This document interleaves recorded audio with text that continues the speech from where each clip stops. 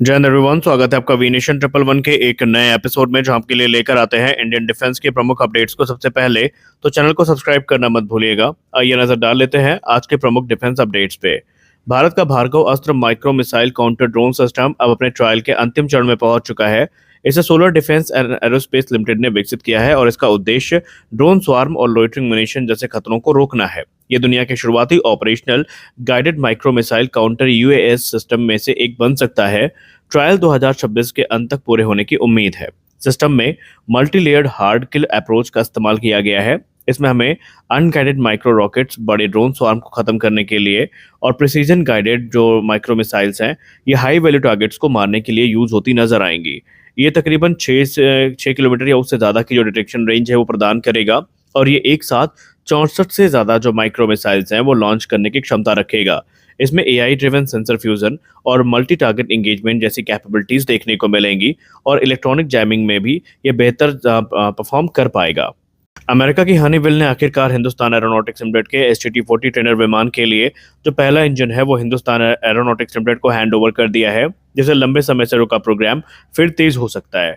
STT-40 Bharat के स्वदेशी basic trainer aircraft हैं, जिसे हिंदुस्तान एरोनॉटिक्स लिमिटेड ने विकसित किया है, और इसका उद्देश्य है भारतीय वायुसेना के लिए जो ट्रेनर विमान है उनको बनाना और उनकी ज़रूरतों को पूरा करना। इसका प्राइमरी फोकस है विदेशी ट्रेनर विमानों पर हमारी निर्भरता को कम करना। हनीवेल ने अभी 3 TPE 33-1-12B जो टर्बोप्रॉप इंजन है ये भारत को डिलीवर किए हैं। सप्लाई चेन समस्याओं के कारण इंजन डिलीवरी में काफ़ी डिले हुई है, जिससे विमान का उत्पादन रुक गया था। हिंदुस्तान एरोनॉटिक्स लिमिटेड को जो पहले 70 STT-40 विमान है, ये जो ऑर्डर है वो प्राप्त हो चुका है, और ये ऑर्डर तकरीबन 6,838 करोड़ रुपए का था, लेकिन इंजन की कमी के कारण 2025-26 में एक भी विमान डिलीवर नहीं हो पाया है। अब हिंदुस्तान एरोनॉटिक्स लिमिटेड ने डिलीवरी तेज करने की तैयारी कर दी है। बाकी इंजन की बात रही तो 2 इंजन प्रति माह की दर से अब हिंदुस्तान एरोनॉटिक्स लिमिटेड को मिलने शुरू हो जाएंगे। भारत की अगली पीढ़ी की inter continental range ballistic missile अग्नि 6 को खास तौर पर जो आधुनिक मिसाइल डिफेंस सिस्टम है उनको चकमा देने और उन्हें निष्क्रिय करने के लिए डिजाइन किया जा रहा है। रिपोर्ट्स की बात माने तो अग्नि 6 जो कि एक संभावित नेक्स्ट जनरेशन मिसाइल है भारत की, इसका मुख्य उद्देश्य सिर्फ लंबी दूरी की नहीं बल्कि दुश्मन के मिसाइल डिफेंस को भेदने वाली एक मिसाइल बनाना है। अमेरिका के थार्ड, रूस के S-500 और चीन के HQ-19 जैसे सिस्टम को ध्यान में रखकर इसको डिजाइन किया जा रहा है। हालांकि DRDO ने कभी भी इसकी टाइमलाइन को लेकर कुछ नहीं कहा है, लेकिन जो रिपोर्ट सामने आई है उस पर यह बताया गया कि इसमें भी हमें MIRV कैपेबिलिटी देखने को मिलेगी, यानी एक मिसाइल अलग अलग जो परमाणु वॉरहेड है उनको अलग अलग लक्ष्यों में डिप्लॉय कर सकेगी। सिर्फ परमाणु ही नहीं बल्कि कन्वेंशनल वॉरहेड भी ये यहाँ से डिप्लॉय हो सकते हैं।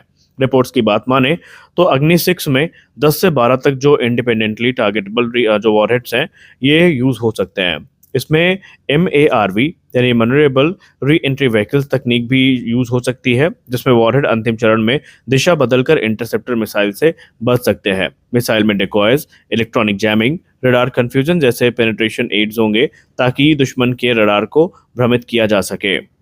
जैसा कि आप सबको पता है कि एडवांस मीडियम कॉम्बैट एयरक्राफ्ट के लिए जो RFP है यानी रिक्वेस्ट फॉर प्रपोजल है वो जारी कर दिया गया है, और अब AMCA प्रोग्राम के लिए रक्षा मंत्रालय ने बहुत आक्रामक और सख्त टाइमलाइन तय करी है। Advance medium combat aircraft prototype की पहली उड़ान कॉन्ट्रैक्ट साइन होने के 30 महीनों के अंतर्गत करनी होगी। पूरे प्रोग्राम में 84 महीने यानी 7 साल के भीतर 800 टेस्ट शॉर्टेज पूरा करना अनिवार्य होगा। ये टेस्टिंग सभी 5 प्रोटोटाइप पर होगी, जिसमें स्टेल्थ, एवियोनिक्स, वेपन इंटीग्रेशन और ओवरऑल परफॉर्मेंस की जांच की जाएगी। 84 महीने की डेडलाइन को मैंडेटरी बताया गया है, इसके बाद ही सीरियल प्रोडक्शन शुरू होगा। प्रोजेक्ट कुल 14 मैंडेटरी और जो इंडिकेटिव माइलस्टोन है उसको तय करेगा, ताकि प्रगति लगातार मॉनिटर हो सके और पूरी हो सके। सरकार का प्रयास इस समय पूरा है कि वो पुराने और डिले वाले जो प्रोजेक्ट हैं उस स्थिति से खुद को बचा सके, और अगर देरी हुई तो पेनल्टीज का भी प्रावधान यहाँ पर रखा गया है, और ये जो कॉन्ट्रैक्ट पर है ये लागू भी होगा। चुनी गई प्राइवेट कंसोर्टियम जैसे कि Tata advance system limited, Larsen Toubro BEL या भारत फोर्ज ग्रुप जो है, इनको 3 महीनों के अंदर जो डेडिकेटेड कंपनी है वो बनानी होगी। लक्ष्य यही है कि 2030 के दशक के मध्य तक एडवांस मीडियम कॉम्बैट एयरक्राफ्ट को भारतीय वायुसेना में ऑपरेशनल किया जा सके।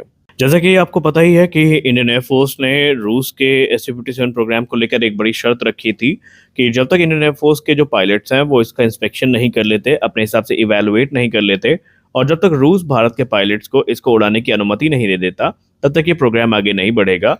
रशियन मीडिया की बात करें तो अब ऐसी संभावनाएं प्रकट हो रही हैं कि आने वाले भविष्य में बहुत जल्दी रूस भारत के डेलीगेशन को इनवाइट कर सकता है इस प्रोग्राम के इंस्पेक्शन के लिए, जहां पर SV-57 के ट्विन सीट वेरिएंट का जो टेस्ट है वो किया जाएगा। अब यहाँ पर तारीख का ऐलान नहीं किया गया, महीना नहीं बताया गया, लेकिन ऐसा अनुमान है कि शायद ये काम इसी वर्ष के अंत तक हो जाए।